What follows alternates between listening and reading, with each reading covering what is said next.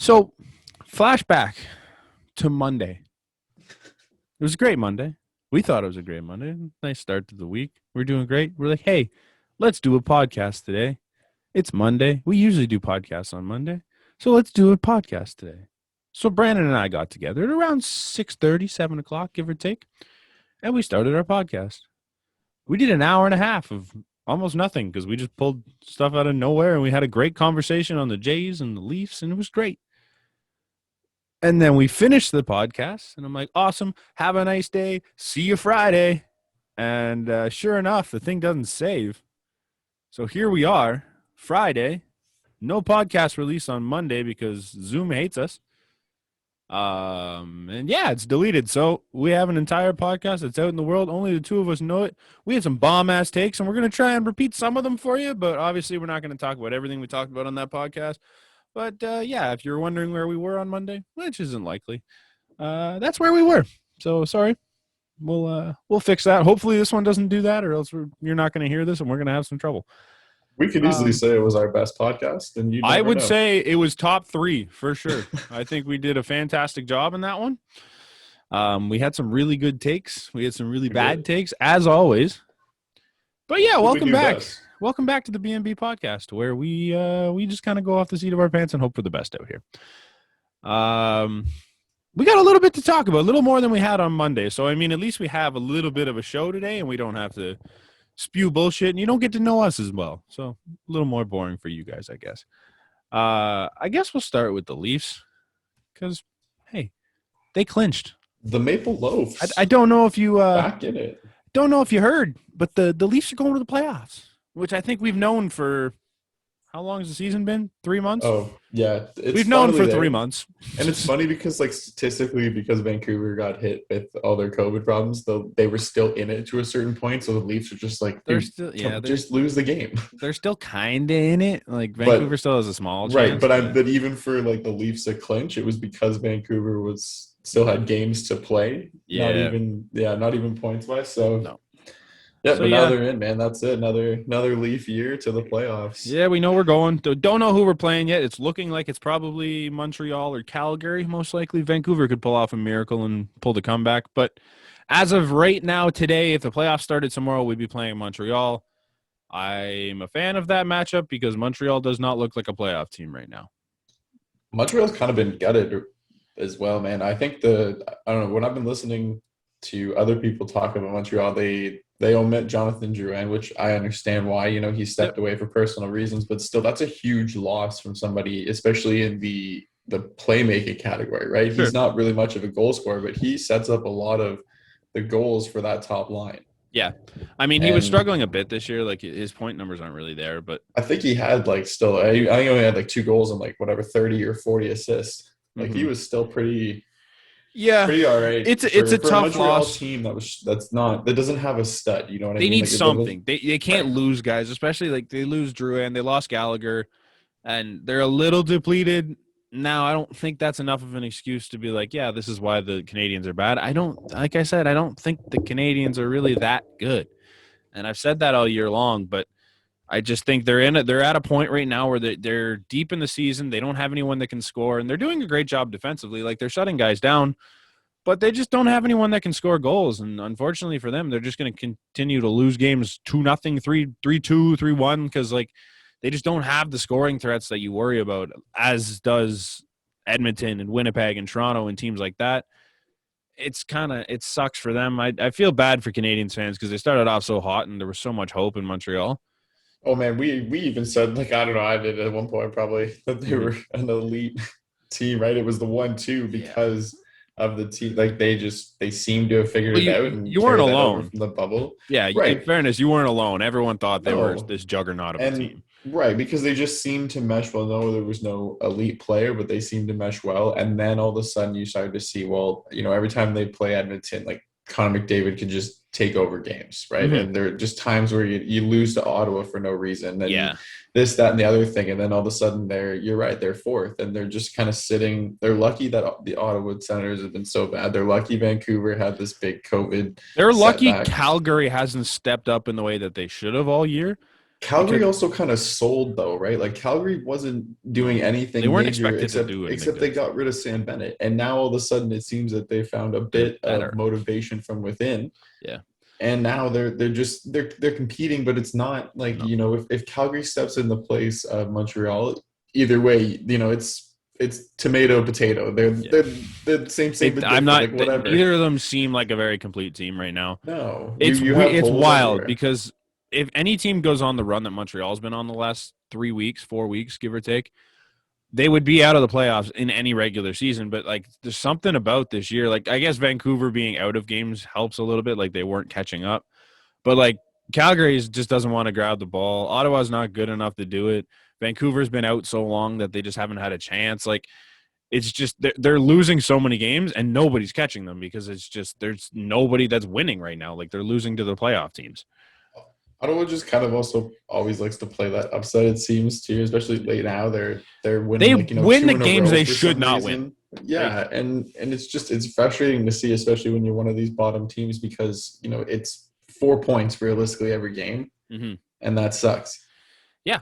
No, If every you game's a lose in 4 point swing, regulation, yeah, if you especially lose in regulation, that's it. yeah. Well, that's like You get nothing. even at the top where things actually matter. The Jets played the Leafs for 2 games in a row, and like they were 4 points back. They had a chance to tie us up in the top of the standings, and they lost both, and now they're way back, and Well, like dude, they're 12 they're points back yeah, now. their chances don't look as good now, right? Like Yeah. it in a matter of a week, like they were tight with us when we did our last Friday podcast, and now it's not close anymore, and it's crazy what difference it can make when you play within your division. Yeah. And now they've not lost Nikolai Ehlers, and So brutal. which is huge for the season. That's going to set you back huge because they had one of the probably they were always in competition with the Leafs for top six, right? Like who's top top nine, six even is, like just full on depth was just for sure. But top six was where you definitely could make your strongest case of which team competes best with Toronto in this division in a top six Yep, format, they were and the that was closest team them. to it. Yeah, but now without that, and especially with the Leafs showing that Connor Hellebuck is not Superman to them. Connor Hellebuck can play regular. He Connor can have off Hellebuck games. He showed it. he can go in streaks where he just doesn't win anything, right? He doesn't save what he needs to. Yeah. And even still, man, if Winnipeg sees Edmonton in that first round, Connor McDavid is on a whole other level right now. And why is that not going to carry over to the first playoff round? Especially like their last few games have been against Winnipeg, and like Winnipeg did not look good in any. They don't do games. anything, man. Like Hellebuck didn't look like they wanted to even try to stop anything.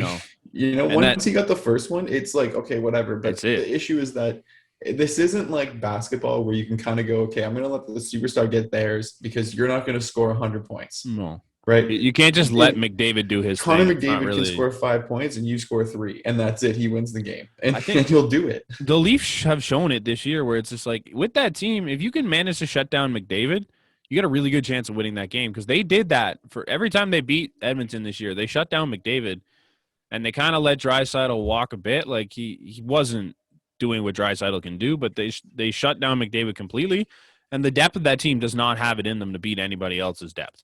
Like if you neutralize both first lines and it's just one line is shutting down that McDavid line, no, that depth of Edmonton isn't running with any other team in the playoffs for sure. Mike Smith is also a very emotional goalie, and he right now has for sure been able to lock down, I think, a lot more starts than people gave him credit for. They gave Koskinen the crease and said this is what we're going to roll with, and he's kind of just taken it back without anybody saying anything about it. But he is also capable of really bad games. Yeah, he's capable. They of both have it in them to lose if they really wanted to. Like it's not. There is no team right now. Like I look through this division, and there's kind of no team where, I guess besides Connor Hellebuck, but he's been on a bit of a stretch. But it's like no goalie is for sure. No. Even Carey Price right now does not. If they make it, it's not guaranteed that Carey Price will see every single game that Montreal plays. I don't think he sees any. Right, and that's he might because they respect the shit out of him there, and I get that. I mean, he's a good guy, and he's been a part of your franchise for so long. But like, if I'm Montreal, Jake Allen's my starting goaltender, and I've said that all year long. Jake Allen's a better goaltender in 2021. I know Carey Price used to be a good goalie. He's not really that anymore, and he's hurt, and he's coming off of this concussion problem. I don't know if I trust Carey Price going forward if I'm Montreal. It's Especially against the Leafs, if that's their matchup, because he doesn't look all that great against the Leafs when they play each other. and then the question goes to ask, why did you bring in Jake Allen then, if not for this situation, right? If not for the insurance of Carey Price is bad and Jake Allen is going in, then why are you hesitating to make this move of we're gonna throw him in? Exactly. You know? No, exactly. It's strange. Anyways, back on the Leafs, because that's all we're here for. Dude, that's what we're here for.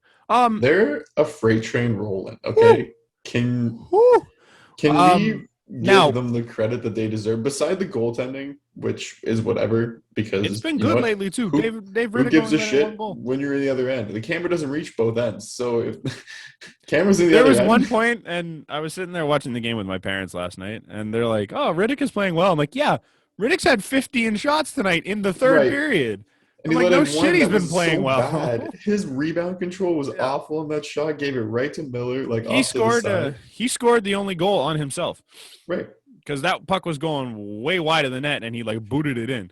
So I mean, hey, as long as you can hold teams to that, you're not getting scored on that much. Like even if you get scored on 2 or 3 times, you're going to hold Vancouver to that for sure. But they held Winnipeg to like under 25 twice. And like they have the ability. The Leafs have shown the ability at times this year to shut down teams defensively. Like they give up nothing at times. There's times when they'll give up 35, but there's other times, a lot of times, when they give up under 25.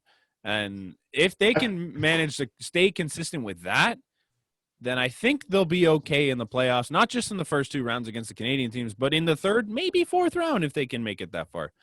When they give up 35, though, I think then, we're coming on the podcast saying they're struggling to score, right? That's usually where it's from. It's not that they don't have the puck as much. It's not that they've given up 35 and they've taken 40. It's for some reason their offense is just they don't get the puck bounces. They're not getting anything around it. They're not getting out of the zone as easily. And then a lot of these games where they do let in, 25, it's actually like 17 for the first, 2.5 periods of this game, and then the half where it doesn't matter, that's where Vancouver turns it on, or wherever insert team here turns it on. Yeah, and then they give up a couple shots, right? But they've dominated the game, right? I watched that Vancouver highlight just of last game just before coming on, and that's all it was. It was the Leafs in their end, and then a shitty goal by David Rittich. Like that's it, or Riddick. Yeah, it's. I've said no save Dave still. No save Dave. NSD. I've said for years that. When everyone's always talking about, they need a big D man on the back end, they need to trade a forward for a D man. It's like I don't think the defense as a unit have ever really been the problem. I think team defense has been something that's been non-existent for the past 3-4 years, and I think now you're starting to see a different Leaf team that is a little more aware of what they need to do as forwards in terms of keeping the puck out of their own zone and doing a good job of holding possession so that they aren't getting shots against. And you've seen that in the last 3 games. This is what the Leafs should be every single night in the 2 games against the Jets and that game against the Canucks, where it's just like they have the puck. You're not taking it from them. And if they continue to do that, that is the play style that they need. They need to be able to keep teams away from the puck and just have it the entire game is the game plan. Because if you don't get shot at because you have it the whole time, you're not going to get scored on, plain and simple. And I think they're starting to kind of, I don't know what to call it. They're trying to base their game plan around that in a sense. Like they're looking towards like not giving up the puck and just having it the entire time so that the other team just can't get shots at you and just swarm the puck when they get it, take it back, and continue to hold on to it. It's worked really well for them lately. I really like it. One player I do want to bring up, because we brought him up on the previous quote-unquote podcast that didn't get released. There was a tweet that came out a little while ago. It was on Saturday or Sunday or something like that. And someone asked, would you rather, you have 2 options here. Would you rather trade William Nylander and re-sign Hyman and Foligno, or keep William Nylander and lose Hyman and Foligno? To that, I would like to say, can we have a third option where we keep Nylander, keep Hyman because you're losing Freddie, and let Foligno walk because who the hell cares? It's Nick Foligno. It's not like you're losing some superstar here. Even still, if I have to go with one of the two, I'm going with option one of keeping William Nylander. I'm not Yeah. going to let. Whatever option lets me keep an absolute superstar Right. on the team, I'm going to take it. Look, I like Nick Foligno. I think Nick Foligno is a great hockey player. But I would give up Nick Foligno 13 times if it meant keeping William Nylander. Like, I think Nick Foligno brings a lot to this team. He's in the way a lot. He's really good defensively. He's a pain in the ass to play against. But he can't score the way that William Nylander can score, and he can't do what William Nylander can do. You're not where you are without William Nylander No, this God, year. no. So, Nick Foligno and Zach Hyman go so far for great, energy pieces in this team. Sure, But if you need someone to fantastic. bring the puck in, or the goal, are you telling me that the goal that Nylander scored last night, Zach Hyman and Nick Foligno are capable of making a No, play like that? Not even the no. goal, but making a play like that and being involved in that kind of goal? Like, no, it's not going to happen. William Nylander's goal on the 4-on-4 the other day, where he rips the puck from whoever the hell it was, who cares, Mm-hmm. and sets up the play there, gives it to Sandin. Sandin gives it back, and he just looks gorgeous the entire time. Like, if you're not looking at that and going, William Nylander might be more of a two-way player than we think, then I don't know what to tell you anymore. Like, you're clearly not watching hockey games if you're thinking there's more value to having Zach Hyman and Nick Foligno than there is to having William Nylander. I'm pretty sure he stopped that puck with his skates Mm-hmm. and then started going. Like, Yeah, that's how now strong he is yeah, and dude. aware he is. And then you look at last night's game, and Austin Matthews' goal was him and Joe on the boards Battle. getting it, give it to Marner, and then he's gone and he's out.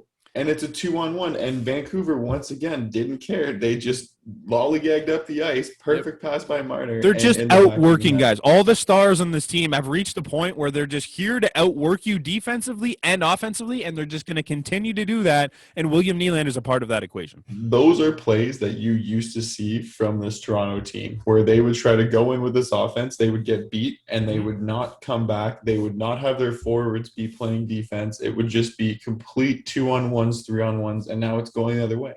They're Yep. not letting that happen as much anymore.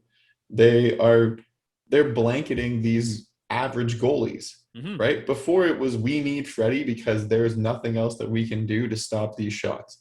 Yep. Now it's we don't even need Freddie because we have so much team defense that 25 saves is going to be what you need to get us the win. Yep. Yeah. I mean, the goaltending situation has been interesting. It's for the first time though in a while. It's been a carousel of goalies, right? Yeah. And I think that's what's been interesting about it. Like, I know from a Tom Brady experience, it's weird now seeing a couple different quarterbacks in and not knowing realistically who's going to be your starting and ending quarterback at that whole season. There's obviously a little bit of questions, I guess we'll call it, if you're a Leaf fan, and like what's going to happen when you come into the playoffs, if Freddie comes back and where you stand goaltending wise. But as it sits, Jack went through that tough stretch of like 2 or 3 games where he just didn't really look like the Jack at the beginning of the season. But Jack, I think, is coming back down to his average a little bit more now than what he was there. Like, I think he was way too good to start the year. That's not Jack Campbell. But I think he was also way too bad in the ones where he just couldn't save a beach ball. I think what you're going to see out of Jack Campbell is what you've seen the last few games, where he'll make the saves that he needs to, and he does a good job. He'll make the odd spectacular save here and there, but he's just a good goaltender. And I think right now, if that's the Jack Campbell you have going into the playoffs, I think you feel comfortable. Obviously, there's no comfortability there if Dave Riddick is the guy that's going in net, because I don't know what's going to happen when Dave Riddick's in net. Dave Riddick can make 7 straight on 10 bell saves, and then Dave Riddick can let in a shot from like the blue line through his legs when he's just sitting there staring at it. And I think a lot of it is him out of position making these saves, and then some nights it's him not making these saves, and that's he brings the horseshoe to his pads up his ass every single night because he seems to find a way. I even saw once where I thought it was going to be the Vancouver goal because the way he got up and tried to get back to the post, it looked like men's league, where the goalie was just like, oh, if I get there, I get there, and if I don't, then it's going to go in. And luckily Vancouver just fired it wide because otherwise they would have been in the back of the net. Yeah, I don't feel warm and fuzzy when he's in there. Now, all signs seem to point towards Freddie coming back for playoffs. Whether or not Freddie is your starting goaltender come game 1, that's up to Sheldon Keefe to decide, and I'm glad I don't have to make that decision because who knows what Freddie's going to be when he comes back. You've seen Freddie at his best, and you've seen Freddie at his absolute worst this year, and you don't know what Frederik Andersen is going to show up come game one if you have to start that guy. This to me is kind of like more funny injury reserve players, like I think across all sports, because they just seem to be answering with "we don't know." Yeah. Like, oh, we don't know. And I'm not really sure when that's ever been accepted from a team or especially for this long of just saying like, oh, is Freddie coming back? And they're just like, oh, we don't know. And now we're guesstimating because it's like, okay, look, he's been pretty healthy. He's taken part in these practices now, or, he's doing these drills, and then boom, boom, boom, playoffs are going to come. Okay, let's put him in there. Let's see it. Yeah. But then also there's Jack Campbell, as we're saying now, who realistically deserves that shot in net because he took them this way. Freddie started, and then Jack said, I've got to carry it on by myself. Now, I think it was this time last week where I was talking about Jack and saying, like, well, he hasn't really grabbed the reins. Like, he's had a chance, and he just never really grabbed the reins and ran with it. But he's kind of reaching a point now where it's like, you know what? He's kind of starting to grab these reins a little bit. And, like, if he can just kind of buckle it down for the next, 6 games left, if he goes out there and he looks like Jack Campbell did for 6 games, I think you just ride with Jack Campbell for now because he's starting to take over again to the point where he looks like he could be your number one goalie going into the playoffs. Whether or not that holds, who knows? Because he's been inconsistent his whole career, so you never know. For me, they will both, or all three of them will get their names on the cup. So let's use them then. And if we look back, like if you can go and say, hey, okay, but if you can go I don't know if I want to use Riddick. No. I'm not saying that you have to. And like obviously in a real pinch if you need to, but mostly the two of them, right? So if you need to go and say Jack Campbell is starting game 1, your leash is non-existent. Or you're out. But your leash is non-existent. Like I'm holding you in my arms and we're going out. There's no leash. I just have you, and if you screw up, I'm just going to put the other guy in my other arm out there, and that's it. Yeah, and that will either be really good because you're going to have these goalies go on good stretches, or it's going to fail completely because you were just going to constantly be unsure of what's in net, and your team is going to struggle to play in front of that. Sure, it's eerily similar to what happened in Washington the year they won the Cup, because I don't know if we have the same level of goaltending that they had, because Holtby was unbelievable that year, but you had Holtby to start the year, and he was their starting goalie, and he just didn't have it, so they put in Philip Grubauer, I believe it was at the time, right? For game 1. Yeah. Game 1 was Philip Grubauer. And he looked terrible. He looked terrible, and they switched it, and Holtby ran with it the rest of the way. You could have something very similar to that this year with Jack Campbell and Frederik Andersen. Dude, even, people say Matt Murray won Pittsburgh those cups, but like Marc-Andre Fleury played almost as if it wasn't for Marc-Andre Fleury, they wouldn't have any. I'm pretty sure the first round or maybe even some of the second round games. Yeah, that's what I mean. He got yanked in the Ottawa series the one time. Right. So don't try to tell me that Matt Murray is this almighty goalie savior. It takes 2 to tango, apparently, for some teams, and that's cool. And that's why you have them. You shouldn't feel, you shouldn't feel weird to use them in a game. No. And to use that to your advantage. Yep. Yeah. I have a question for you. Yeah. Because you weren't a Leaf fan. You've never really been a big Leaf fan your whole life. Did you get the warm and fuzzy love that everybody else had on Nazem Kadri when he was here?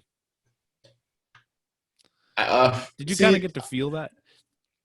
No, I always thought that he was like a misunderstood player here. Like it was a wrong system for especially when Babs was around, he wasn't that really kind of player. It's a weird system to be in Toronto because you kind of need to just go with whatever's happening. Like, and they look at the team that he was on too. You can't tell me that he was in a team with these stand-up guys, with these really team-building guys, right? Yeah. And that's tough to be a part of. I liked him as a player. I think that, I actually felt that the Leafs had been a little hosed when they made the trade originally, for sure, because he was kind of turning it around.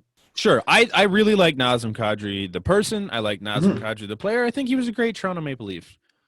But at the same time, I understood the trade and why he needed to go, because he made a lot of mistakes in the playoffs that cost the team 2 rounds, realistically. Now, they made that trade. Realistically, the trade was Kadri for Barry with a throw-in of Kerfoot, just to kind of offset salaries and stuff. I don't know why, to this day, people are still trying to compare the trade between the two of them and see like who's better than who. But for some reason, a lot of Leafs Nation has this like rock hard on for Nazem Kadri and what he was here, and it's kind of clouding the judgment of what Nazem Kadri is in 2021 because everyone's just so out on Kerfoot right now that it's just like they believe Kerfoot can do no right and that Nazem Kadri would have been the savior to this team. I pulled some numbers on the two of them between Naz and Kerfy. It's kind of interesting to see what the direct comparison is. So Naz this season, all situations, power play, 5-on-5, everything, he's played 47 games. Kerfoot's played 50. So he's got 3 games in hand. But Naz has played 780 minutes. Kerfoot's played 713. So he's played less time in 3 more games, which is crazy. He's averaging Naz is averaging 16:36. Kerf is averaging 14:15. They are. Oh, I didn't write his number down. Naz has 10 goals. Kerf has 8. Naz has 18 assists. Kerf has 13. So the numbers are 28 to 21 in terms of points in a little bit more time for Naz. So the point numbers relatively similar, like they're close. The difference being Naz has played 154 minutes and 24 seconds on the power play with Nathan MacKinnon, I might add. Alex Kerfoot has played 25 minutes and 43 seconds on the PP2 unit of a team that has not scored that many power play goals this year. So the offense numbers are coming from that in terms of the fact that Naz is playing 6 times as many minutes on the power play with Nathan MacKinnon than Kerfoot is playing. So you can say their offense is almost identical this year. Now, I had people I got into conversations about this on Twitter, and I had people go like, well, Kerfoot's not good defensively. All right, depending on what stats you want to use, I'm going to go basic because I hate plus minus, but I'm going to go basic with it and use it. Kadri's -8, just for fun. Kerfoot's +4. So if you want to go really basic numbers and go with that, Kerfoot's got the advantage there. Naz has 28 hits. Kerfoot has 35, so he's out hitting him. In less minutes, I might add. Naz has, I think I have those backwards because I'm pretty sure Kerfoot has 28 blocks, Naz has 15. So he has more block shots than him too. So he's out hitting him. He's got more block shots. Like, I don't know what more Alex Kerfoot needs to do to convince people that he is exactly what Nazem Kadri was and is currently to this day. But he can play the wing. I honestly think that he's better for the team than what Nazem Kadri would have brought in, right? It's too tough for Kadri to have the flexibility that Kerfoot does. And, especially, like, let's look at the price tag as well. Nazem Kadri's a center. Okay, so the price tag was there. It was also the insurance piece because Tyson Barrie came here on a 1-year deal and he left. And everybody kind of knew that from the start because Tyson Barrie didn't make any big statements or any big moves when he got to Toronto to stay, to say, look, I'm going to stay here after this, no matter what's going to happen. You knew he was going because we couldn't afford it anyways. Exactly. And, like, when a player doesn't commit to anything during the year, there's a real good chance that they're going to go to free agency. Like, if you're not committing to something at the beginning of the year, what's going to change your mind at the end of the year? No. Unless you win a Stanley Cup, which was pretty far-fetched for that Leafs team. Yeah. So Alexander Kerfoot is that pillow from the fall that you lost when Nazem Kadri left, right? Like, your line 2 center was gone. That was exactly my point too, is he was the insurance piece, like the throw-in in this deal. And you could argue that statistically, Nazem Kadri and Alex Kerfoot are almost the exact same player this season. Offensively, defensively, they're doing the exact same thing, just in different roles. Kerfoot's not playing power play time with the best player in the world. It's wild that way. Now, I understand why people would say the trade is a loss because they lost Barrie, but realistically, getting anything out of Barrie last season still just neutralizes this trade because you have 2 of the same players in Kerfoot and Kadri to me. There's no point in talking about losing Barrie and getting 1 season out of Barrie when realistically you took that Barrie spot and filled it with the guy you wanted originally in TJ Brodie anyways. Now, would you have liked to see TJ Brodie here last year? Yes. The reason you didn't see TJ Brodie here last year is because this almighty being of Nazem Kadri decided he didn't want that trade to happen and said no to it. He said yes to going to Colorado, didn't want to go to Calgary. So the only reason you didn't have TJ Brody last year was because of this man that you love so much turning down the deal. So let's not act like he was such a big fan of the Leafs and loved everything they did, because he was the reason we didn't get a better defender out of that deal last year. But it kind of helps now, though, right? Because I love Kerfoot now. I'd rather have Kerfoot and Brody every day. Absolutely. So to me, almost the patience pays off, and you come back with a way better team. And for sure, like Adam Kadri, you gave him the right to choose not to go there, and that's cool. And then you kind of did probably get a better deal out of it. I like the deal we got. I'm not sure what you would have gotten with. It's fine. Barry walked, but you got a better. You have a better D-man on your back end because of it. Barry didn't fit in that system because it was either Tyson Barrie had to change his game or Morgan Riley had to change his game, and neither wanted to, neither should have. No. Right? That's why they got into the league, right? So then Edmonton just comes along and also says, yeah, you know what? Fuck it. We'll take you because you fit in perfectly to what we want to do, and that's just score the puck. Tyson Barrie's thriving in Edmonton. Right, because they don't care about what your plus minus is. They care about what your goals and assists are. Yep. Just put up points with those two incredible hockey players that we have, and you'll be fine. He's currently got 41 points. Right. 48 games. Yeah, dude, he's on fire. And it helps when you're playing with, Jesus on ice. Yeah. He's on his disciple in a regular season. He's on pace for 70 in a regular season if he played 82 games. That's insane. Right. Like, welcome back, Tyson Barrie. That's exactly the Tyson Barrie we thought we were going to get. And he couldn't handle the Toronto pressure, which I fully understand. Toronto sucks to play for because the media is garbage. But my point being in all of this. What Edmonton pressure is there in an empty stadium? Yeah, it's nothing. My point being here is that you have a neutralized trade in Kadri for Kerfoot, realistically. And if you can't see that, I'm sorry, you're just not paying attention.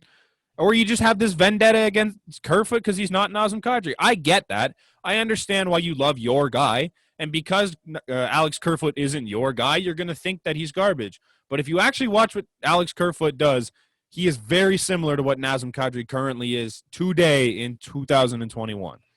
And I will live and die by that one.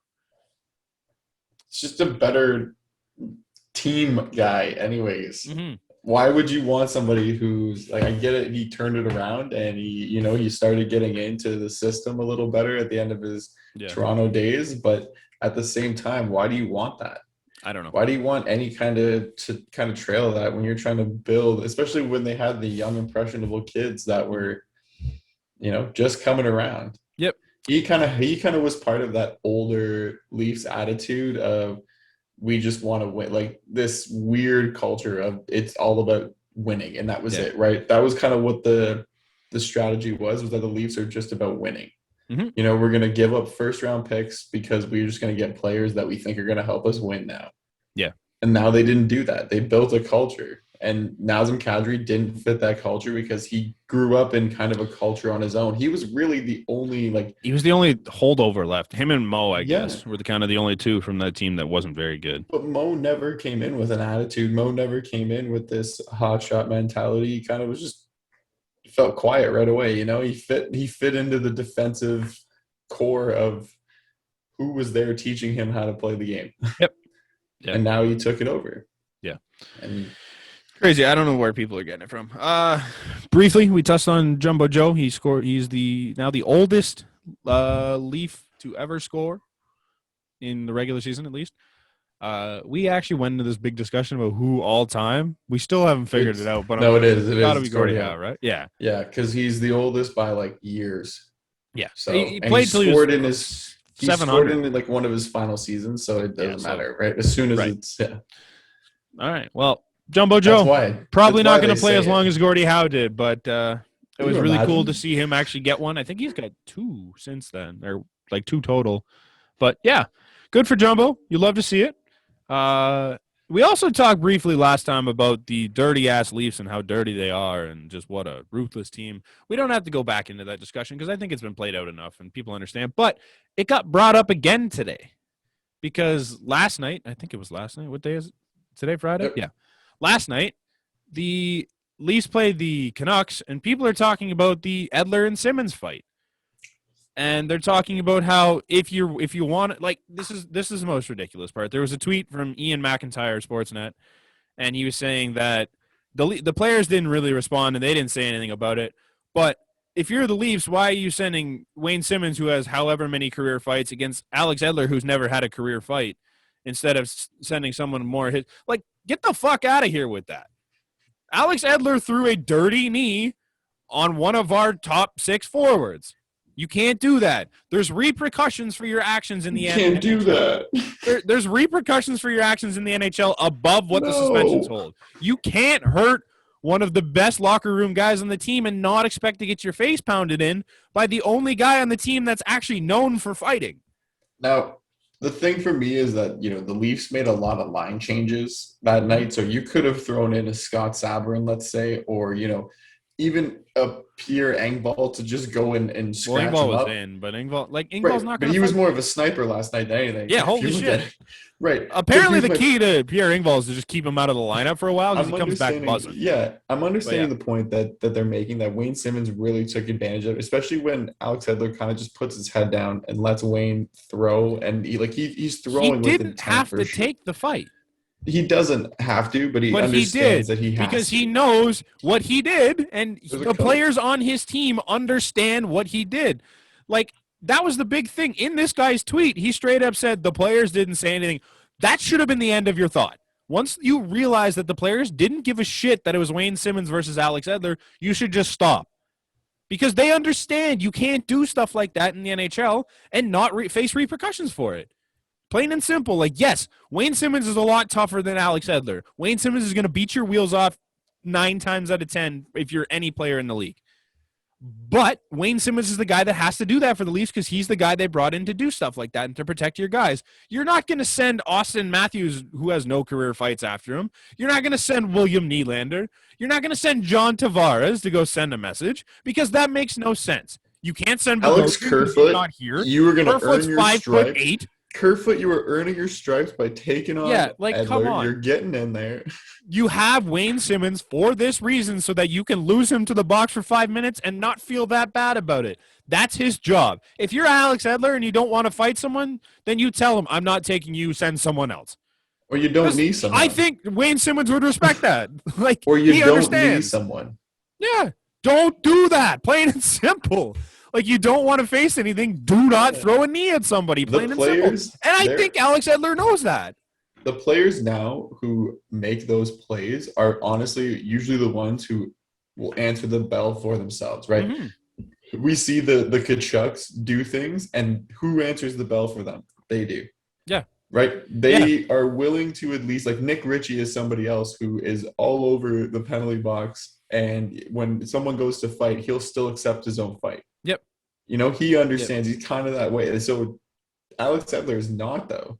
And not something. Alex Edler's not a Kachuk, but I think he's also a respectable guy in the fact that he knows.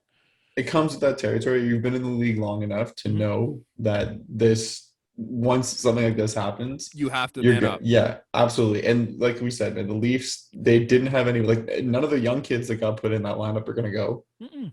So, Wayne Simmons absolutely is the one. And sure, Wayne Simmons probably went a little above and beyond, but he's also trying to prove his worth in this franchise. He's protecting his guys. He loves that dressing room right now, and he's protecting his boys. This is his first David Clarkson moment, okay? Remember when David Clarkson decided, I'm going to hop the bench for no good reason nothing fight in the preseason? The dumbest reason ever. But that was it. That was his, look at me, I'm here to do my job. Somebody's hurt our teammate. Yep. I'm going to do my job, and I'm going to show you guys that, I'm going to do it to perfection. And bottom line is I think Alex Edler knows that, and I think he respects that. And I think 95% of the Vancouver Canucks roster knows that, and I think they also respect that. Because you didn't see anyone take any liberties with what Simmons did from the team. They know. They understand. They know what Alex Edler did. They know that if anybody on the team did that, it would be Wayne Simmons coming at them. They knew that when he threw that hit, that Wayne Simmons exists on this team for that reason.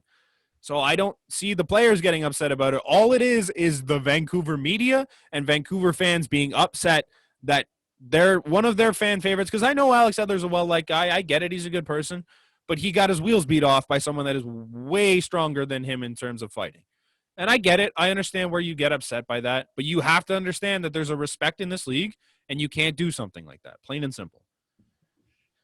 I believe that is it for hockey. Does not. There's not. Oh, you Does got not. more? Okay, go for We it. officially have the 32nd Oh, NHL yeah. team. The Kraken. They're The in. Seattle Kraken have made their final payment, Mhm. which means now they are able to go after free agents. Mhm. They're able to make trades with teams. Oh. It's going to be And neat. It's going to be really cool next couple months. Everybody is able to make their final draft for which players they are taking. Cool. We are going to talk about it. Lots. We are going to get the boys buzzing. Yeah, sure. It's time now. This is it. It's in. Kraken are going to be fun. I'm excited. I think their whole look is really cool. I think the Kraken are going to be a lot of fun. Maybe they're not good. They're definitely not going to be what Vegas was. But Jeremy is taking this team because he's going to get into the NHL. He said, you know what, this is going to be the team I'm running with. Sure. And absolutely, we are going to pump it for him. He's one of the listeners. We will make sure that the Seattle Kraken. We'll talk about the Kraken. Cool. I'm in. We'll call it "Let's Get Kraken," and that's the segment right there. I love it. Pittsburgh and Washington also clinched. That was the other hockey thing I missed, but that's not all that important. Also, Pittsburgh buzzing. Dude, just saying. Jeff Carter, just saying. Back for another cup. Yeah. Remember when you said they weren't very good? They're not, but they're buzzing. But they're good. Kasperi Kapanen, do you see? I'd be worried. If I'm in that division, man. That team can play. They can win on any given day. I've also said you could convince me of any of those top 5 teams even going all the way. If New York made the playoffs, they could go all the way. Absolutely. If Lafreniere decided that he's going to be the first overall pick, the McDavid next coming, then sure. Then maybe. Yeah, so that's hockey. Before we get to the Blue Jays, I want to talk about Bryce Harper. If you know me at all, you know how much I love Bryce Harper. The guy's been my favorite MLB player since he's been in the league.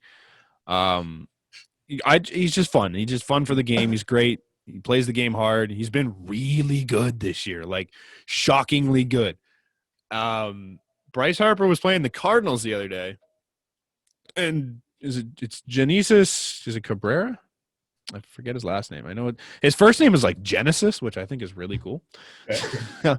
Anyways, he threw a 97-mile-an-hour heater. That caught Bryce square in the nose. Square. Like Bryce turned and bop. Square in the nose.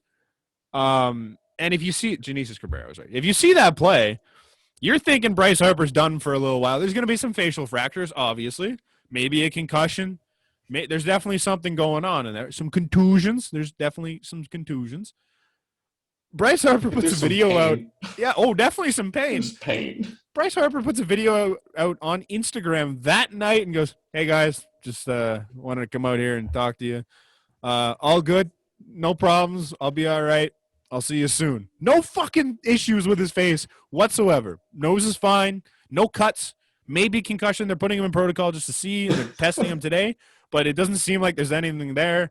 Literally nothing happened to this dude who has a face made of concrete, apparently, because that is insane. 97, straight to the face, no problems. Bryce Harper, absolute man. That's insane. That's a real man there. That's insane. That's insane. I don't understand. There's some men in this league, and they prove it at points. That's not even a man. That's like inhuman. That's just a machine. Oh my god. That is unheard of. I would be out for weeks. I would wait till that thing has. I would never come back. I'd be done baseball. Probably. 97 to my face. I would never come back to baseball. Anything in my life. up and in, I'm running back to the dugout. I'm out. On that play, Genesis Cabrera. I try not to harbor hate for the guy because he didn't mean to do it, obviously, and he didn't mean to hit Didi Gregorius with the next pitch. Are you being a little biased right now? No, maybe, but I'm not. I just don't like the Cardinals, and I think I've made that well documented. I'm not a big Cardinals fan. I don't like their organization. But if you're Genesis Cabrera and you clearly don't have your command, don't throw your next pitch inside. Go outside with it. Like you just hit Bryce in the face. Don't take your next pitch and try and throw another inside fastball. Or, take 4 miles off it. Just make sure you throw a strike. Because, and I get it. Mike Schilt couldn't do anything about it. because like that stupid 3-batter rule and you couldn't take Cabrera out. I get it, and I understand why Cardinals fans are trying to defend it. But that's on Cabrera to try and make a good pitch. Like, you can't do that back-to-back batters and not expect to get yelled at and get some sort of criticism for it.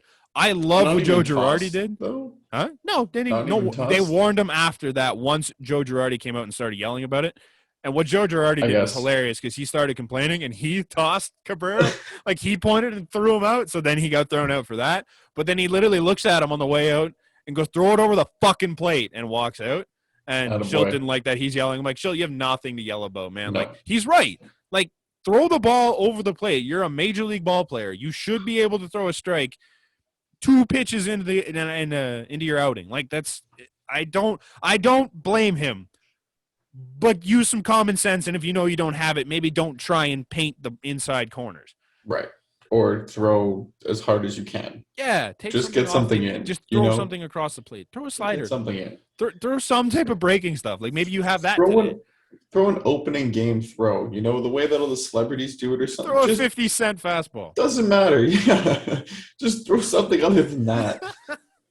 That's the Blue awful. Jays. That is really bad. I'm in the corner of my room now where all of the Blue Jays stuff I is know. now too. You're So it's just like, pumped with Blue Jays welcome to the stuff. Blue Jays corner. I got a bunch of bobbleheads up here. You can't see. I might Yep. need to adjust the camera placement. I think you just need to put a little shelf. You can kind of fit a shelf right Like beside right you here. there. Oh, I have Yeah, more but stuff to yeah. go here. I just haven't hung it up yet. Put a little bobblehead there. Yeah. So, anyways, the Blue Jays back in action tonight after a day off yesterday. They got George Springer back in Game 2 of that Washington Nationals series.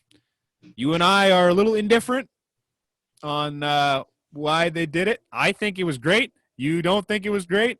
That's an argument we could have for an hour and a half. But, hey, it happens. I think it was a good decision. Brandon doesn't.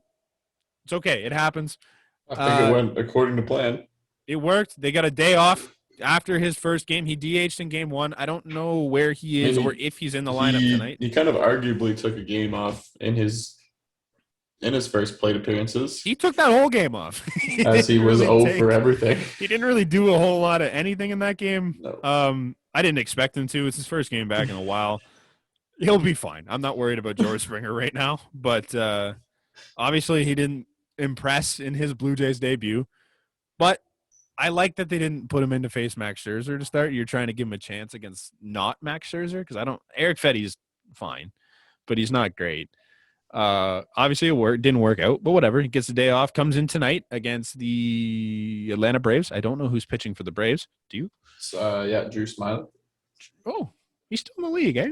Yeah, All dude, right. he has a 7.2 ERA, so if you don't capitalize on that, So the bats are buzzing. Hopefully we can get to Drew Smiley. Who knows? Drew Smiley's had the Jays number a little bit in the past, if I'm not mistaken.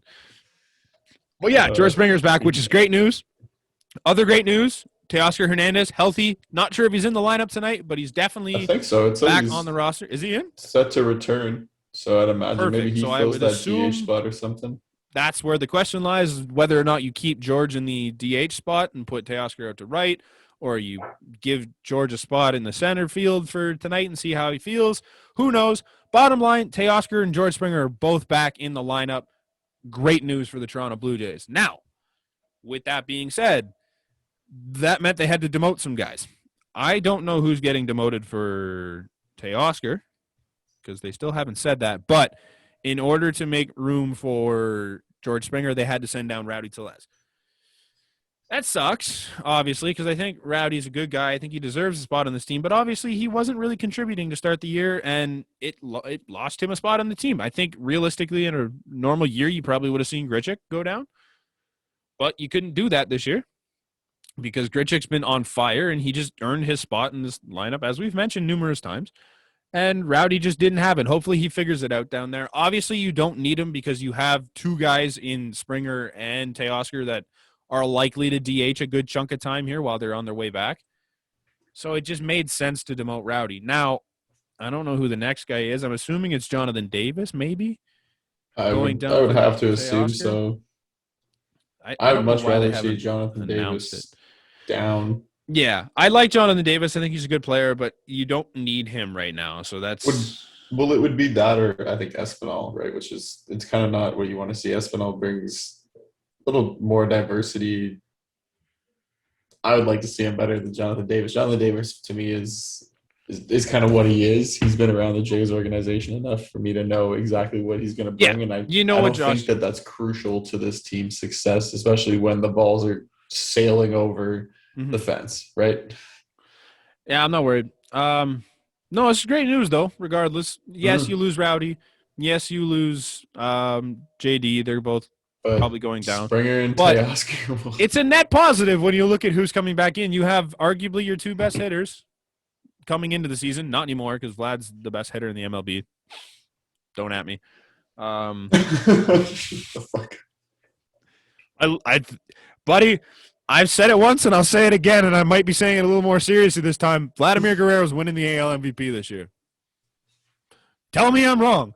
If you look at Vladimir I've seen the Guerrero's numbers, Don't get me wrong. I'm looking at the numbers. and if you look at what the team is doing around him, how are you going to tell me anybody else is having the impact on their team that Vladimir Guerrero is having? I'm aware. They are going to argue anything they can against him. Oh, I know they will because he's a Blue Jay, and people don't like seeing awards come to the Blue Jays. He's hitting 421. I don't know. And he's in minor league ball in a spring training ballpark.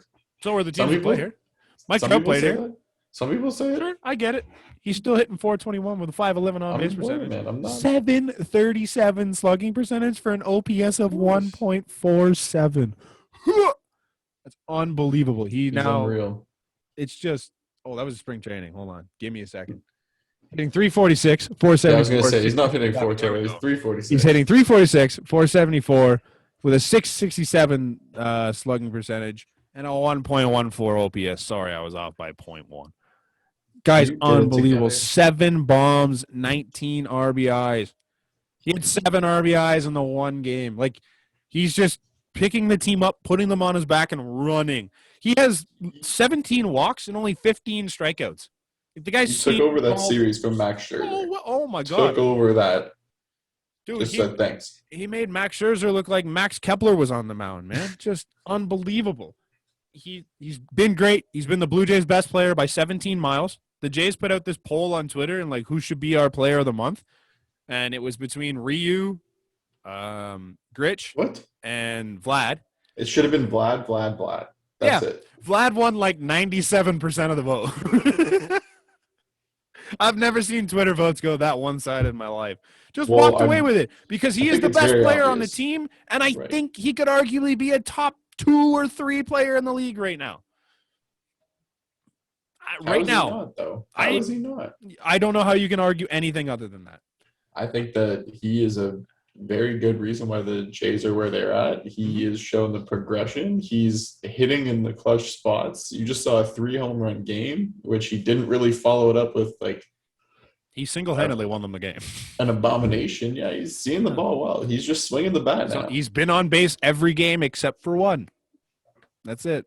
The guy got to intentionally walk with 2 guys on base. Take that in. It's crazy. I love it. You do not want to have You don't want to face him ever. Look, you don't want him on the bags either, okay? No. It's nice now that if you walk him, you got Teoscar behind it. But yeah. Other big Blue Jays news. Nate Pearson is off the IL now. He's going to the AAA site to get some work in there before he makes his major league debut. That is great news that he's actually playing games now, and he should be ready to go. They were saying sometime mid-May, which is maybe 1 or 2 more starts, and he's back. That's unbelievable to hear. Hopefully Nate Pearson can be Nate Pearson and everything he's hyped up to be. Obviously, he has to stay healthy. That's been a big issue so far in his very short major league career. Hopefully it's just a one-off and he'll figure it out from here. But if that guy's doing what he can do, you're going to have a good time because he can throw hard for a long time. It's real high risk, high reward too when you throw hard now because you can blast it right past him or you can get absolutely crushed every game, you know? Yeah. I want to talk about Cavan Biggio a little bit. Because Cavan Biggio is still taking hate from people. You'll always take hate. I get it. Cavan Biggio. When you're now grouped into the big 3 here, that's the thing. When you're now being in the conversation of the Bo and the Vlad, and now the Cavan, that was it. Is that he? Once you get roped in with those two are elite hitters. They're not. You can't be compared to those two because they're way above what you're ever going to be. Cavan Biggio is a phenomenal player in this league. He's having a tough stretch. But it's not what Cavan Biggio has been in his time in the MLB. And if you think that, I don't know what to tell you. If you look at back, so before this season, he played 159 career games in the MLB, which is like the average of one season. So I think it's a good thing to look at. So over those 159 games, he hit 240 with like over a 365 on base percentage. I couldn't calculate it. That's too much work. So he's got an OBP over 365. He has 112 walks, 184 strikeouts, which that's not fantastic, but 76 RBIs, 24 home runs. That's pretty good. That's serviceable as a guy in your lineup. He's not going to be your 3-4 hitter. He can be your 1 hitter. He can be your 9 hitter. He can do stuff like that. It's great. In 2021, he's played 159 games. He's hitting 197. He's got a 308 on base percentage, which is nuts. He's over 100 points higher on his OBP than his average. No, he has not. Sorry. His 2021 pace would be 100. It would be 150 over 159 games. 197 average, 308 on base percentage. He would be averaging 199 strikeouts, which is more than his pace. 80 walks, which is significantly less than his regular pace. 32 RBIs, which is half of his regular pace, and 16 home runs, which is almost half of his regular pace. So, like, what we're seeing out of Cavan Biggio right now is not what Cavan Biggio is. He's currently 39 points lower on his career average than, like, this season. He's currently 39 points lower than his career average, 54 points lower than his on-base percentage, and 87 points lower on his slugging percentage. So he's not hitting balls in the air as much. He's grounding out more. He's grounded into more double plays in 20 games this season than he had in the previous 159 games prior. It sucks. This is just not what Cavan Biggio is. It's not what he's been. You've seen that he can be a good ball player, and he'll continue to be a good ball player. Now, the defense sucks. We know that. He hasn't been good on defense, but he's played 16, 15 games at third base, maybe. I don't have the number in front of me, but it takes time. You're going to have to learn it at some point. And I think you've got to live with the growing pains here and let him figure it out. He's also made some nice plays at third that people don't want to talk about because it just doesn't go with the narrative. He can be a third baseman. He's just currently working out some things. The throw is hard. It's incredibly hard. It's not an easy throw to make. And I think he's going to take some time to be able to figure out how to play third base. And I think we need to relax on the whole, let's send Cavan down to the minors, because that's not something that would work.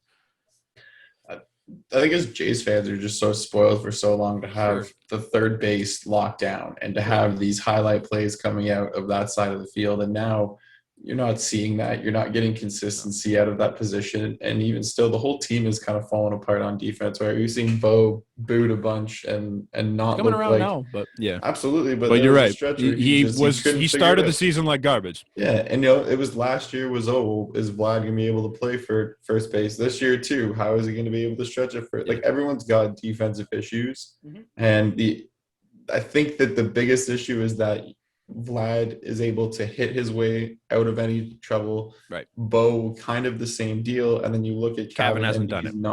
He's not able to get himself out of trouble that way. Right. You can make up for a defensive lapse if, one, it doesn't go on the scoreboard, or two, if you go up the next at bat and do something positive. The thing with Cav is he's had some great games here lately. He has 2 3-hit games in the last 4, something like that. And he's got 2 games where he had 2 walks. He's doing Cavan Biggio things, but he started the season so bad that his numbers now just really don't impress you, because his overall season numbers aren't very good. But in his last week and a half, he's been a decent baseball player, a good baseball player again. The fans are not the only ones who realize the hype of a team and pay more attention to the team, right? Yeah. People took note of the Jays and said, hey, here's their lineup. And especially when you're still getting healthy and you still don't have the big bats that you thought you would, then they're able to zone in on other players like Cavan and really take them out of the game, and then really minimize the Jays' chance of winning, because they don't have the 1 through 9 like we talked about all year. They have the 1 through 5, and then 6, 7, 8, 9 is holy shit, kid, are we going to get through this? Mm-hmm.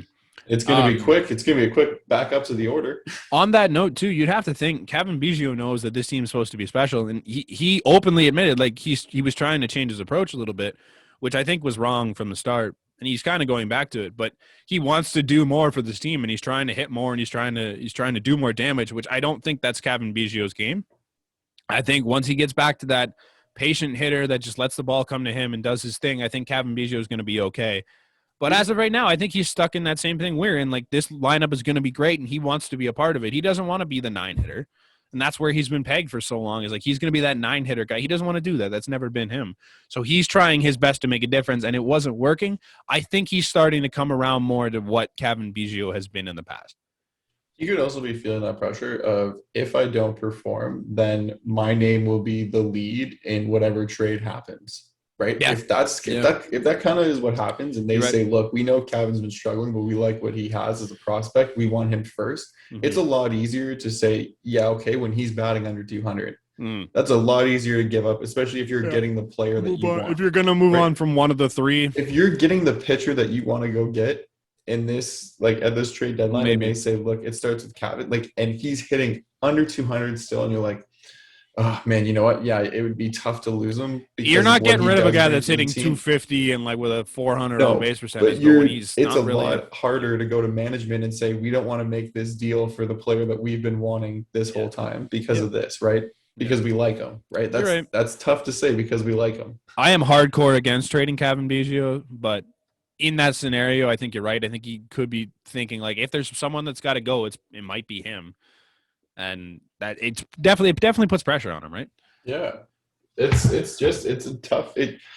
Toronto isn't a tough market based on the fans, right? Not the same way that it's not Leaf bad. It's not the same way that it's the Leafs, but it is definitely there. There is a different kind of pressure. You still have to perform. You're the nation's team, realistically, right? And yeah, we're scattered fans, and they're not as heavy in places and not as concentrated, but there are fans everywhere. Yeah. And no matter where you go, even the Seattle games, how many times they joke around that you go to Seattle, it's almost like another Toronto home game. Yeah. But that still kind of weighs on you. Like you're in the only Canadian market, and you have something to prove. Nobody gives the Jays anything easy. Nobody comes to the Jays and say, hey, we're going to trade you the players that you want, right? Yeah. Are you kidding me? Would Boston ever have looked at the Jays and said, so Mookie Betts, like, he's up? Never. No. You know what I mean? Even though they're the same, for sure. Nolan Arenado, hey, you need something at third base. You want to come make a trade? No, not even. It would have been way too much. Even when we saw with Lindor. Yeah. Why was the price so much higher? Why did it feel like we were kind of being hosed? Because we're the little brother of the league, essentially. We're realistically the little brother of the team, yeah. And, winning back-to-back World Series still didn't prove anything to anybody, apparently. No. Which is fine. Brother. But for me, man, it's if you were not – I heard this the other day. Like, if you were not a New York Yankee or you were not a Boston Red Sox or you were not an LA Dodger, realistically, it's hard to get any care. Yeah. Yeah. Besides those three teams, there's the big boys at the top, and then everybody else is just kind of there. Right. Yeah. Why is Mike Trout? It sucks. Never first name out of your mouth. Why is Mike Trout not the biggest thing in the sport just off of face value? Like, I know he's the best player in the sport, but he's not the biggest. Why is he not your poster boy every single year? I don't know. He's also why does the logo not look after him? Well, I have more to talk about Mike Trout later, so I'll save it. But for sure, yeah. We have one final bit of Blue Jays news to get to that I just really don't want to. Do you want to scan through it? I don't know enough about what he did, but Roberto Alomar. No, maybe that's probably true. But Roberto Alomar has been, essentially banned from the MLB. I guess I don't know the word they use, but he's just been removed from any position he's had with the MLB. Including the Blue Jays, who are going to remove the banner they have hanging of him, and he's off the level of excellence and a bunch of other things. He had a role with the Blue Jays. He no longer has that role. He no longer has the role between Puerto Rico and the MLB that he had. He had some advisor role that he was helping the league expand. Because of sexual misconduct that took place apparently in 2014, I think it's not a lot has come out about this, so I really don't know. But it happened. It sucks. Whatever he did, stupid. You're an idiot. And it sucks because Roberto Alomar is a legend in the Toronto Blue Jays history. Like, I never watched him personally, but he was still one of my favorite Blue Jays of all time, just watching videos back of what he did and like the player he was and the work ethic he had and all that. And like just to go out and do something this fucking boneheaded was just ridiculous. Now, he made a statement he posted it on Twitter, but his statement was, I am disappointed, surprised, and upset with today's news. With the current social climate, I understand why the Major League Baseball has taken the position they have. My hope is that the allegation can be heard in a venue that will allow me to address the accusation directly. I will continue to spend my time helping kids pursue their baseball dreams. I will not be making any further comment at this time. Now, I don't think that's how you approach this. It doesn't really Alomar. Doesn't really scream like I think he could. I think he thinks he's innocent, personally. I'm assuming if they did this, though, there's enough proof there to prove that otherwise. That's not the approach I would have taken if I'm Robbie Alomar. Like, you don't just go and be like, I think this is a stupid decision. But I don't know. We don't really have a lot to talk about with him. But we had to talk about it a little bit because this is a legend in the Blue Jays organization and everything that the Blue Jays have been. And it sucks to see a legend fall like that. That is fucking boneheaded. But yeah, wrapping up the rest of the league. We talked on Monday on the podcast that no longer exists about Madison Bumgarner's quote-unquote no-hitter that doesn't count. Quick, rapid fire. 7-inning no-hitter. Should they count? Yes or no? Yes, it's a game. Thank you. It's a game. If you schedule 7 innings and you pitch 7 innings of no-hit ball, it's a no-hitter. I don't think Madison Bumgarner walked into the beginning of this game and said, hey, you guys cool if you only play 7 innings? Yeah, you cool? He didn't decide that. No, exactly. He went out for his start. It still counts as a start. It would still count as a loss if he lost it. It still counts as a win if he wins it. Why does it not count as a complete game no-hit? Like, it is a complete game. No, exactly. He went the whole game and he threw a no-hitter. What are you going to do? It's not his fault that they scheduled 7 innings. If you're not going to count this, don't count combined no-hitters. Right. Because the pitcher didn't go the whole game. Yeah. Right.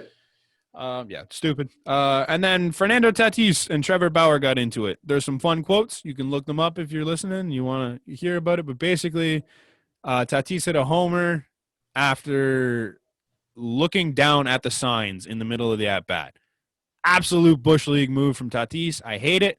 It was fun what happened. I love watching what happened. But that's a Bush League move from Tatis. I never want to see it happen again. I love Trevor Bauer's comment. Trevor Bauer was great. If you're going to do that to anybody, it's got to be Trevor Bauer. Daddy will tell you. I love that. That's so funny. Honestly, like, it adds to it. It makes that rivalry. It was really cool. Great. Yeah. And I hope that I hope that this isn't the end of it. I hope that there are way more. So much of this. I love this. Fireworks, man. There are going to be some benches cleared. It's great. I love it. Oh. Big yawns. The NFL draft was last night. That's it. You don't care? I don't really care. I have something in our final segment on the draft. I think that it's really funny how they've made such an ordeal out of this. Like, there's like concerts going on. They're going to houses. They're stupid. Just Why is it a 10-minute timer? Do you need 10 minutes to pick your guy? Why does the first overall pick get a timer? The first overall pick should be up there with Goodell when he comes to the stage and you go, here you go. The Jacksonville Jaguars have selected. Especially when it for months. Why are we sitting 10 minutes? You know who you're picking. If you're the second overall team, you know who you're picking because it's either the guy they took or didn't take or the guy you wanted. I think the coolest thing about the draft, though, was there's actually 4 players who got drafted to a team with their college teammate now, and a lot of them are like quarterbacks who are young. So Jalen Hurts and Jalen Reagor, I think, are now back together. That's cool. Tua Tagovailoa and not Waddle. Oh, I'm trying to go on the name here, but another one of his was Bama teammate. Okay. Trevor Lawrence and Etienne got drafted together too. Right, they got drafted together too, and then cool even Joe Burrow, right? So, but what you're seeing in that is the NFL has a lot of young, they're pairing their young quarterbacks with the wide receivers they found success in or with, and I'd love to see it. It's going to be cool for the next year. I'd like to see the Jags come out of this all right. I don't really know. I don't like the Panthers pick as the Panthers fan of the group. I think it was strange. The cornerback? Yeah, they went with the corner. They needed to address the corner position, so I get it. The fact that Justin Fields was on the board, though, and they didn't take him, despite the fact that they're trusting Josh Darnold as a quarterback for one season, now two because he extended, but I found that strange. But whatever, it was an interesting decision. Now, the biggest news yesterday wasn't even the draft, which is crazy. Like, on the day where the NFL draft, and people love the NFL draft for some reason, on the day that it happened, Because the they biggest make news. such a big deal out of it. That's why. Yeah. That's like It's a TV the funniest event. thing. It's like it feels like the Oscars is what it was. But biggest news of the day was that Aaron Rodgers told the team he's disgruntled with the team, and he wants out of Green Bay. I think that's reasonable, personally, because I think drafting Jordan Love was a joke. I don't know why you did that to Aaron Rodgers. He's got time left. Let him fucking live it out. So, yeah, respectfully, he's pissed off. I get it. So he wants out. I don't know how quick that happens. I don't know if it's this week. I don't know if it's next week. I don't even know if it's this year. But Aaron Rodgers doesn't want to be a Green Bay Packer anymore, which I think is crazy. But I think one interesting thing that happened that day, I'm going to be tinfoil hatting this a little bit. Carolina moved their quarterback out in Teddy Bridgewater the exact same day that Aaron Rodgers decided he didn't want to play for the Green Bay Packers anymore. I don't want to say maybe that Carolina's in, but Carolina was notably in on Deshaun Watson. Did you see his list, though? I did not see his list. He said San Fran, obviously. Right. California kid. The Raiders and the Denver Broncos. So the Denver Broncos could. Does he have a no trade? Is that a thing in the NFL? I don't think that's not a thing in the NFL. He has a get me out of here trade right now. Yeah. That's exactly what he's done. Because I think if you're the Green Bay, I don't give a fuck what your list is. If you're trying to get out of here because you're pissed off at us, I'm trading you wherever the fuck I get the most. I don't care where you want to go. Right. Like, I don't need to show you any respect if this is how you want to leave. But honestly, I thought that San Fran was going to get rid of that third pick. I thought they were going to go for him. Why would you not take Aaron Rodgers? They believed. So look at this. They're 2 years out from a Super Bowl. Right. Last year they were gutted by injury. Mm-hmm. So why would you not just say, look, we believe. I think they're a Super Bowl team with a quarterback. Trey Lance is not, especially when you have Trey Lance and Jimmy G. Trade him. I think Jimmy G can be good. I don't think he can be good enough. I think obviously Aaron Rodgers is better. He's a great game manager for sure. He's able to really get you into a position to win. But when it comes down to actually winning these big moments, he won't be able to do it. No. There's quarterbacks you can see, they just have that in them. Mm-hmm. And Jimmy G just hasn't shown that yet. He doesn't have that next gear that you need. Yeah, but if they stay healthy, I can see that team making a Super Bowl run. I don't know if they'll be a Super Bowl team, but they could make a run for sure when they're healthy. Like Raheem Mostert's gross. Deebo Samuel, when he's healthy, was unbelievable. And just there's so many weapons on that team that I'm blanking on who, but like they're good. And they look good when they were healthy. What, on Green Bay? No, on San Fran. They've had like really just fast players. Their backfield has been like 3-player committee. Joey Bosa is gross. Right. No, Nick Bosa. Nick Bosa is gross. But their defense is scary as can be. No, Joey's in LA. He's in the Chargers. The Bosa they have is disgusting. The Bosa they have was gross, but he was injured. Richard Sherman was even still there, right? Mm-hmm. He was good last year. They've got players there who are really good. They did lose their defensive coordinator to the Jets now to be a head coach, so that might change some things. Yeah. But at the same time, they're still dominant, man. They're great in all the right places. I think they're going to be fine. I can hold up. Okay, now I will be scorned if I don't fix all this. Right. I will be gutted because I got almost all the names wrong of which wide receivers accompanied with their quarterbacks. Yeah. Devontae Smith. Yeah, it was. George Kittle is on San Fran. George Kittle is unbelievable. Yeah. The best tight end. Yeah. Like, come at me. I don't care, Travis Kelce. I don't care, Rob Gronkowski. George Kittle does so much. I just put Gronk in a league of his own. Look, no. George Kittle, watch that man. Even though he's not your atypical tight end, the fact that he's still up there. He's great. Yeah. Yeah. So Smith. Devontae Smith and Jalen Hurts. Yeah. Right. And then there is Jalen Waddle, who went with Tua Tagovailoa because they're both right. Bama. He was in Bama. Then then it was Jamar Chase, who was with Joe Burrow. Okay. And everybody was concerned because they thought, oh, like offensive line or even defensive help for Cincinnati. But like you are now buying into Joe Burrow as our guy. And if you want to see it's bold play, you lost AJ Green too. Let's be real. So like fill him with with the best wide receiver prospect, right? And then as you said, Trevor Lawrence, that's going to help you huge in a system that is kind of now their cushion to fail isn't as long as it was. You know what I mean? Like they don't have as much room. The Jags are going to be interesting. I think the Jags showed at times that they could be a decent football team last year. And like with James Robinson back there, I think they're going to be okay. I don't think they're good enough to compete. But I think Trevor Lawrence is going to have a decent rookie year. And then I think they're better than one win. And that's all that matters. They're going to get better. And I think they're going to be a decent football team in the future. Uncle Rico can go back to selling Tupperware. And let Sunshine take over. And, I think it'll be interesting. It'll be fun. This ball a quarter mile. You know? You want to see me throw one over those mountains? Yeah, exactly. That's what it is. It's Ronnie Bass versus Uncle Rico. For starting QB. How dare you? How dare you compare Trevor Lawrence to the legend that is the blocking machine, Ronnie Bass? Come on. Watch that movie the other day, and it's just insane. Watching him just go from quarterback to absolute monster on defense and blocking one long throw that gets him on the team and then never does anything positive again. He turns into a bit of a monster. When he tells him to get through the block, like let him go, and then just dummies the guy. That was kind of cool. But as a quarterback. Oh, like he didn't ever do much as the quarterback. But you never really see him do anything.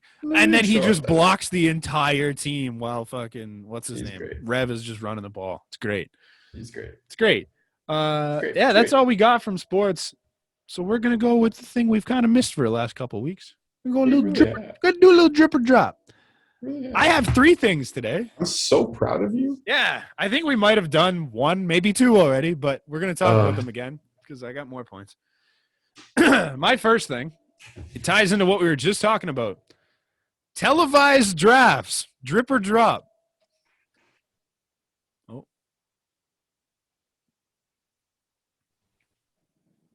Froze there. Hello? Oh, my internet connection is unstable. There you go. You're a little better now. All right. Try again. Just really didn't want our no, they don't want to know our opinion. Televised drafts, drip or drop.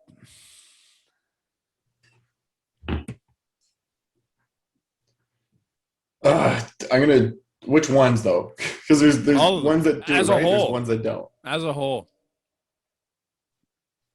I'd drip it. I drop that. I think that people like it.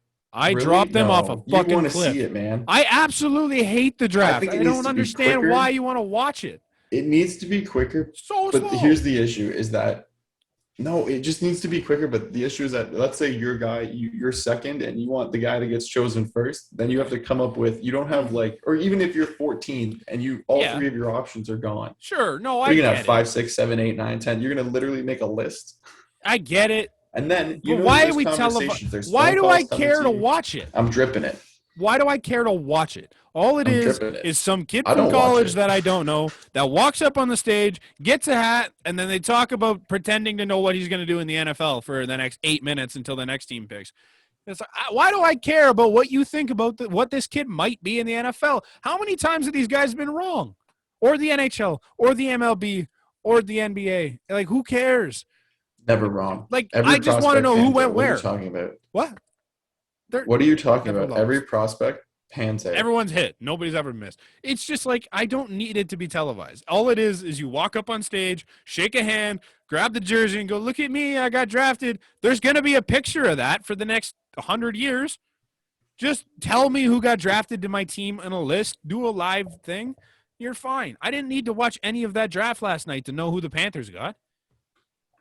It's so stupid. I hate it. I think it's the dumbest thing in sports. I don't understand why people watch the draft. It's like I've had multiple people on every single draft like, oh, you're going to watch the draft? Why the fuck am I going to watch the draft? Yeah, people go. People go to it. My God. So you don't even get like the commentary on what they think this guy's going to be.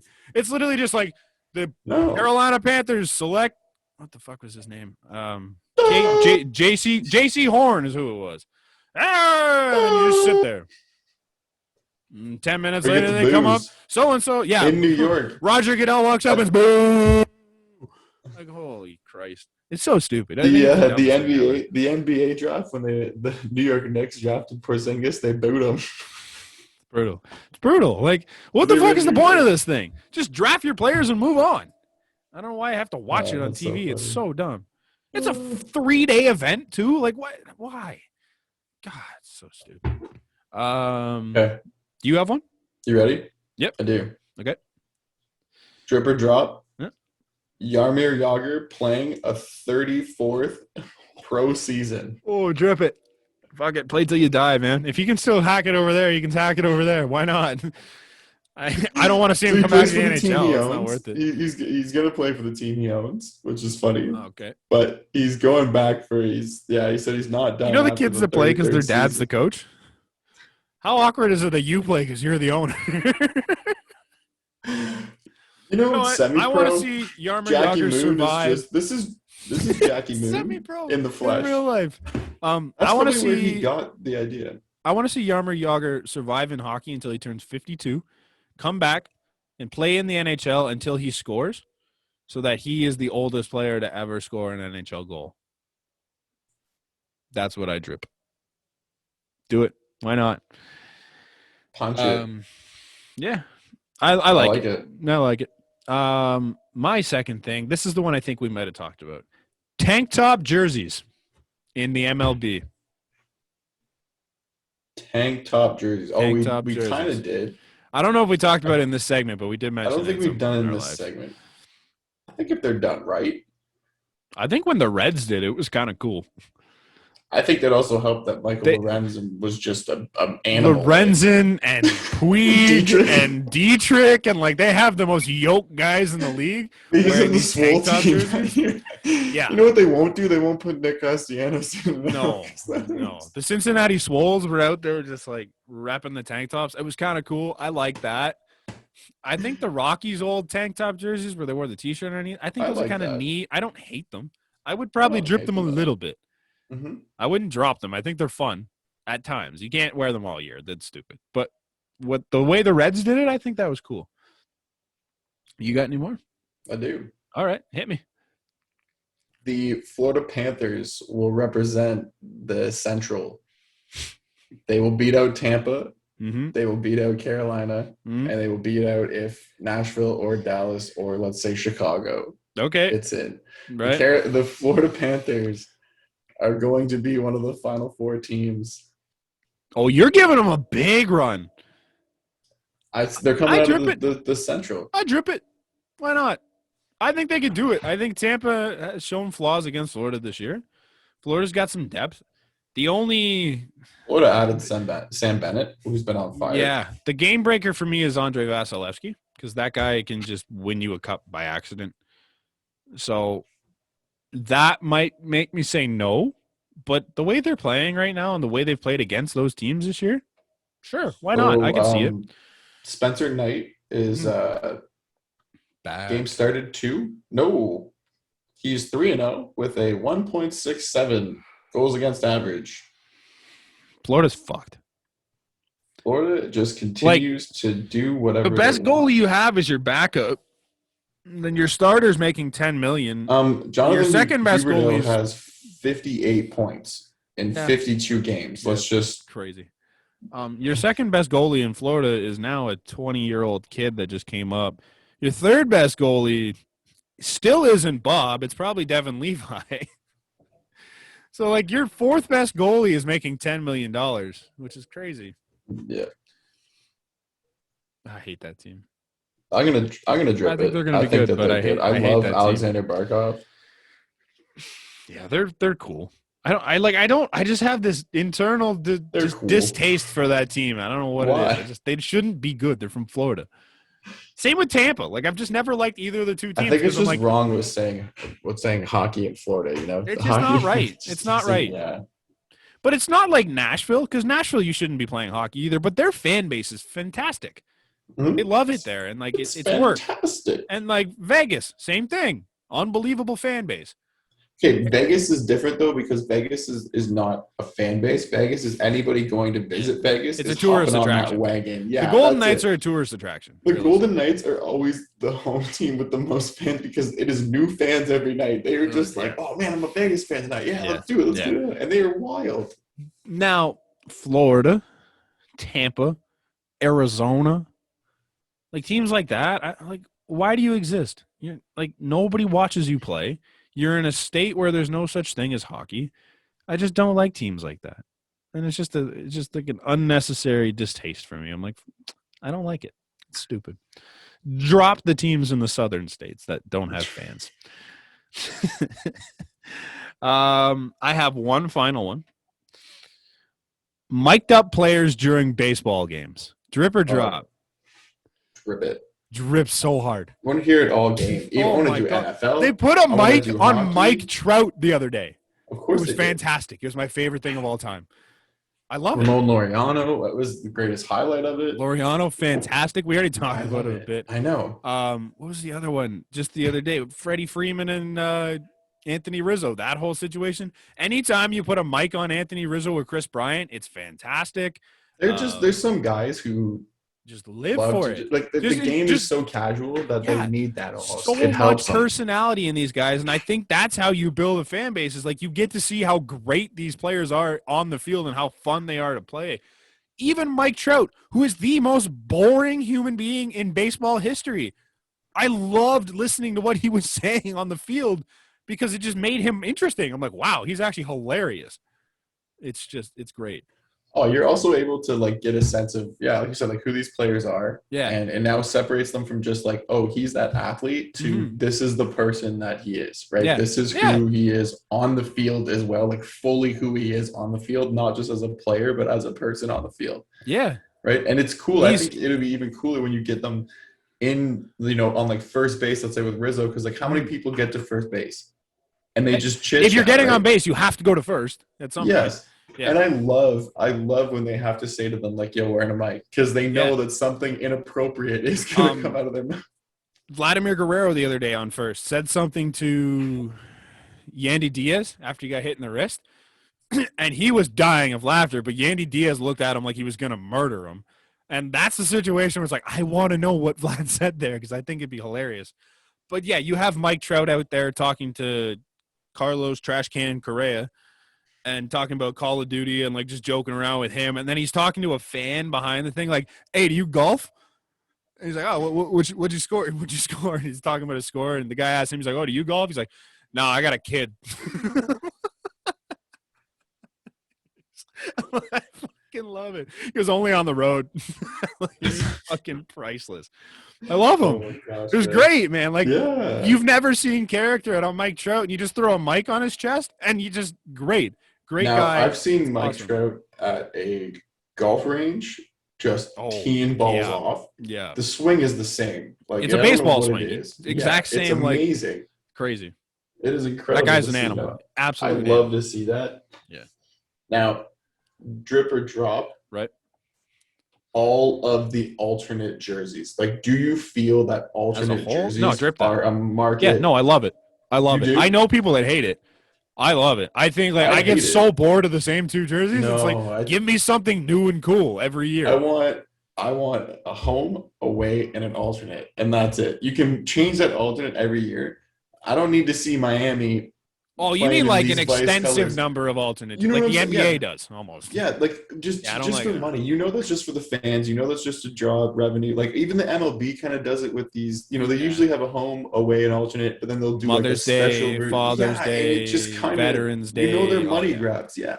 Now, I'm a fan of a new alternate jersey every year. I'm with you. By the way. Okay, I'm with you in the sense that, like, if you have, like, 6 alternate jerseys one year, like, the NBA does way too many alternate jerseys. The Canada Day one I love because it's red. It's the Blue Jays. It happens once. Like, you wear it one day, you go, and I like what they have now with the blue, the white, the gray, and the baby blues. I think that's a good set. And then, you can throw in the Canada Day jerseys. I'm fine when they want to throw in, like, the 4th of July jerseys. The NFL Color Rush jerseys are so shit. Like, come on. You're trying to make Jacksonville look cool. Change their colors. That's how they look Yeah. cool. They don't need this off gold. I see your point there. Like, there's too You many know, per the year. Dallas Stars neon. Are we Yeah. kidding? I think I don't want to special look at that events, when I'm playing. like when you have the NHL games, like the outdoor games, I think they need to do a different alternate jersey for those. Like, I like that. I think that should be a thing. But like, you shouldn't have 3 different alternate jerseys. But man, when the Leafs played Detroit in one of the first outdoor games, Yeah. or the first, if I'm not mistaken, like They were wearing what? Like they had an alternate. No, they had an alternate there, but like traditional. it was an older alternate. It gave back. It wasn't these. No, that's what I mean. Like you go to colors. like a modified version of your older jerseys. That's what the Leafs have done pretty much every time, I think. But I don't know. I agree with you in the fact that there's too many alternates. Yeah. Basketball's the worst for it. Hockey's getting pretty bad for it. Baseball, for the most part, pretty clean on alternate jerseys. It's just like you have your jerseys at the beginning of the year and that's it. But they do a lot of like a day event, like the Players Series where you do like last year they had like the all black uniforms and the all white uniforms, and that was all it was. I don't know if I like that, but right. But did you see any of you didn't watch any of the draft though, sorry? I watched some of it. But did you see the opening? Any of their like their suits? No. You saw no suits? I saw no suits. There's nobody really above and beyond. You know, there's some interesting, just some basic ass suits. They were pretty basic. I think the mask really takes away from it. You know, a lot. You got to learn how to stylize your mask. Like, remember there was a picture of Austin Matthews that we posted a long time ago, like of him in the press box. Like the way the mask he was wearing and all that, like he had style to that. Like, okay. So now going off your point earlier, sorry, would you drip or drop let's say you were being drafted? Okay. Would you drip or drop going to the draft? I'm going every day of the week. I understand why Trevor Lawrence didn't go. The funniest thing with Trevor Lawrence when he hit the cameraman. No, not even that. He didn't go because of COVID, right? Like he wanted to stay safe. You see how many people were at his house? Oh, his whole family. Don't talk to me about COVID and then have that many people come to your house. He just, you know what it is? He just didn't want to delay the party. Go. You want to go to Cleveland? I want to go to Cleveland. I know. I love the Browns. I would love to go to Browns games, but Cleveland's not a nice city. No, it's not. There's not that much fun. It's not. What is he, like a California kid? He looks like a California kid. I don't know if absolutely. He is. But even still, man. But it's just like, don't give me this bullshit about COVID. They were have like 100 people at your house. Come on. I like that he kind of wore just like a golf shirt, though. You know, yeah. Would you go suit or would you go golf shirt then, or like more Hawaiian? No, I'm suit. I'm full dapper, dressed up, looking nice. Okay. Drip or drop? Trevor Lawrence's hair. Oh, I'm a major drip. I hope he keeps it the whole time. I absolutely hate it. It looks so stupid on him.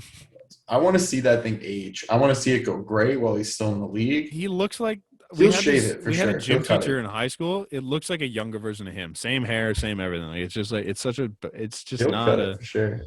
It's such a surfer look. It's so funny. I got a couple. Okay. Drip or drop? Aaron Rodgers in Denver orange. Drop. I don't want to murder his career like that. It looks weird. Yeah, I don't like it.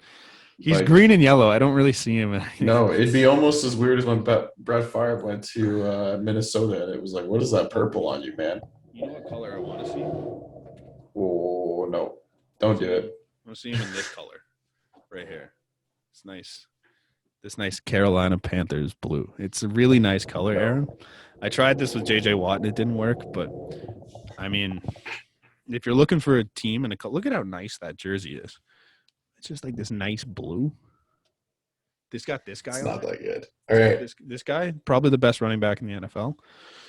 Before we close off here, I've got the lineup. Okay. For our Toronto Blue Jays. Oh, you love it? For tonight. All right. I've got it. All right. Batting first.